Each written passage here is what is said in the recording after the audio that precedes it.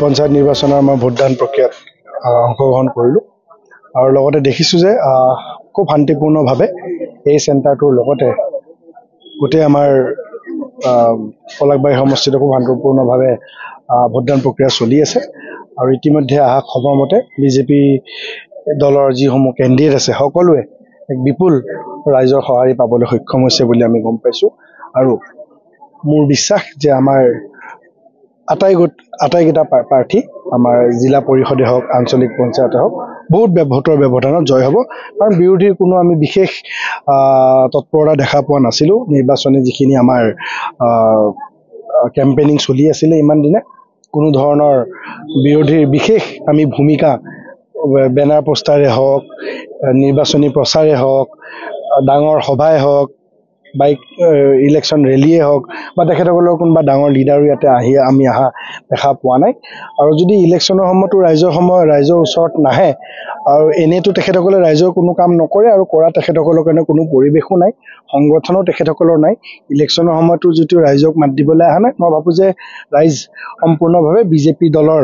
সমৰ্থিত প্ৰাৰ্থীসকলক তথা মিত্ৰজোঁটৰ প্ৰাৰ্থীসকলক বহুমূলীয়া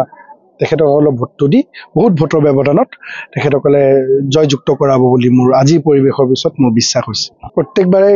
এইটো চেণ্টাৰতে ভোট দিয়ে আৰু শাৰী নাপাতিলেতো আৰু ছাইডেদি যাব নোৱাৰি সেইকাৰণে শাৰী পাতিয়ে ভোটদান প্ৰক্ৰিয়াত মই অংশগ্ৰহণ কৰিছোঁ ইয়াৰ পিছতে মই এতিয়া বিভিন্ন আমাৰ চেণ্টাৰসমূহতে হওক বা বিভিন্ন আমাৰ কেণ্ডিডেটসমূহক এবাৰ দেখা সাক্ষাৎ কৰি এবাৰ শুভেচ্ছা জ্ঞাপন কৰিম বুলি ইয়াৰ পিছত মই যাবলৈ ওলাইছোঁ আৰু সেইটোৱে ক'লোঁ যে ইলেকশ্যনতে যদি কোনোবাই কেম্পেইনিং কৰিবলৈ নোৱাৰে কি হয় আজি ইলেকশ্যন খেলিলে সকলো বাদ দি এটলিষ্ট এটা চেষ্টা কৰিবলৈ সকলোৱে মন কৰে কিন্তু তেখেতসকলৰ কেম্পেইনিং কৰিবলৈ সংগঠনে নাই কেণ্ডিডেট দিবৰ কাৰণে সংগঠনেই নাই য'ত সংগঠন নাই য'ত বিৰোধী শূন্য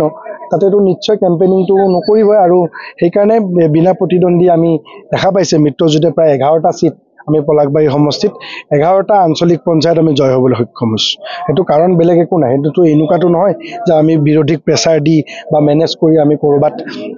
আমি বিনা প্ৰতিদ্বন্দ্বী হ'বলৈ আমি যত্ন কৰিছোঁ বা এটা জিলা পৰিষদো যিগৰাকী প্ৰাৰ্থী দিছিলে আমি গম পাইছোঁ যে হেঁচা প্ৰয়োগ কৰি প্ৰাৰ্থীগৰাকীক নমিনেশ্যন এপ্লাই কৰাইছে কিন্তু প্ৰাৰ্থীগৰাকী ফিজিকেলি ফিটে নহয় সেই প্ৰাৰ্থীগৰাকীৰ 2 মাহ আগত বোলে বহুত ডাঙৰ অপাৰেশ্যন হৈছে আৰু বেড ৰেষ্টত আছিলে আৰু তেখেতক মানে নোকোৱাকৈ একদম মিছা কথা কৈ নমিনেশ্যন ফাইল কৰা হৈছে আৰু পিছত গম পোৱা গৈছে তেখেতে নিজেই শাৰীৰিক অক্ষমতাৰ বাবে তেখেতে নিৰ্বাচনী যি নমিনেশ্যন দিছিলে মনোনয়ন তেখেতে প্ৰত্যাহাৰ কৰিছে বিজেপি দলৰ যিটো কাম কৰাৰ যিটো হতাশ হোৱা যেন অনুভৱ হৈছিল চাওক হতাশ হোৱা বুলি ক'লে ভুল হ'ব কিন্তু বিৰোধীতাত কোনো অপশ্যন নাই মই আগতেও কৈছোঁ কোনো ইছ্যু নাই এতিয়া চৰকাৰখনে সকলো ক্ষেত্ৰত মাননীয় মুখ্যমন্ত্ৰী ডক্টৰ হিমন্ত বিশ্ব শৰ্মা ডাঙৰীয়াই প্ৰত্যেকটো ক্ষেত্ৰতে আপুনি চাওক কাকোকে এৰি দিয়া নাই সি কণমানিৰ পৰা লৈ একদম বয়োজ্যেষ্ঠসকললৈকে সকলোকে সমাজৰ প্ৰত্যেকটো শ্ৰেণীৰ ব্যক্তিক বিজেপি দলৰ চৰকাৰখনে মাননীয় নৰেন্দ্ৰ মোদী প্ৰধানমন্ত্ৰী নৰেন্দ্ৰ মোদী ডাঙৰীয়াৰ চৰকাৰখনে প্ৰত্যেকটো শ্ৰেণীৰ লোকক চুই গৈছে প্ৰত্যেকটো আঁচনি ৰাইজক চুই গৈছে আৰু চবতকৈ ডাঙৰ কথা কোনো এটা দুৰ্নীতি নোহোৱাকৈ ইমান এটা ছিষ্টেমত আঁচনি ৰূপায়ণ হোৱাটো আৰু চাকৰিসমূহৰ ক্ষেত্ৰত এটাও অভিযোগ নাথাকাটো এটা চৰকাৰখনৰ বাবে এটা বৃহৎ ডাঙৰ মাইলষ্টন এটা বৃহৎ ডাঙৰ এডভান্টেজ আৰু এটা বৃহৎ ডাঙৰ সাফল্য কাৰণ এনেধৰণৰ চৰকাৰ ৰাইজে বিজেপি দলৰ চৰকাৰ হোৱাৰ পিছতো পাব বুলি আশা কৰা নাছিলে মই ভাবোঁ যে ৰাইজে মোৰ দেন এক্সপেক্টেশ্যন এখন চৰকাৰ পাইছে আৰু এই চৰকাৰখনক ৰাইজে এই পঞ্চায়ত ইলেকশ্যন বুলি নহয় 2026 চনৰ বিধানসভা নিৰ্বাচনতো অভূতপূৰ্ব আৰু অভিলেখ সৃষ্টি কৰি পুনৰবাৰ বিজেপি শাসনৰ গাদীত বহাব তাৰ আমাৰ কোনো সন্দেহ নাই ক'লোঁ যে প্ৰত্যেকটো নিৰ্বাচনতে আমাৰ বিজেপি দলে জয়লাভ কৰি আহিছে আৰু সেই ধাৰা অব্যাহত থাকিব আৰু 26ত নিশ্চয় এই আমি যিসমূহ নিৰ্বাচন জয় হ'লোঁ পৰিষদীয় নিৰ্বাচনে হওক বা আমাৰ পঞ্চায়ত নিৰ্বাচনক সেইসমূহ এডভান্টেজ আমাৰ নিশ্চয়কৈ থাকিব আৰু আমি ৰাইজৰ হকে তথাপিও আমি ইলেকশ্যন জিকিলোঁ বুলিয়ে যে আমি হাতত হাত ধৰি বহি থাকিম আমি গ্ৰান্টেড হিচাপে ৰাইজক ল'ম আমি সেইটো নহয় আমি পুনৰবাৰ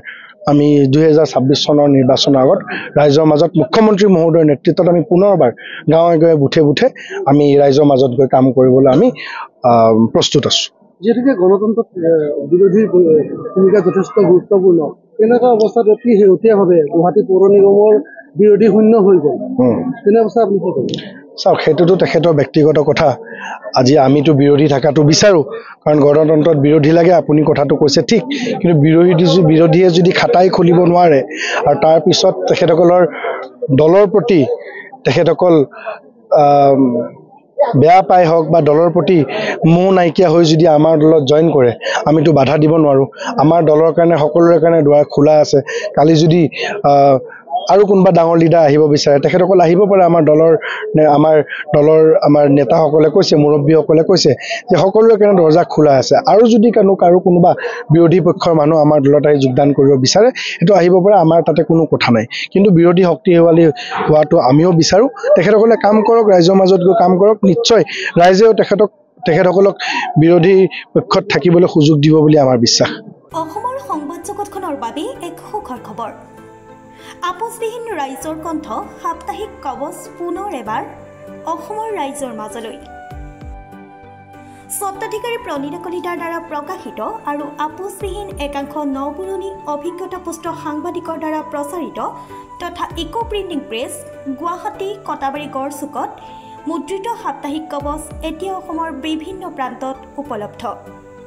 আমাৰ ঠিকনা মুখ্য কাৰ্যালয় অসম ফৰেষ্ট স্কুল হৰি মন্দিৰ পথ গুৱাহাটী আৰু উপ কাৰ্যালয় Kalita market Bijaynagar Kamrup Assam. Mobile number হৈছে 9435114666 7002472813। আমাৰ ইমেইল আইডি হৈছে kobos2025@gmail.com।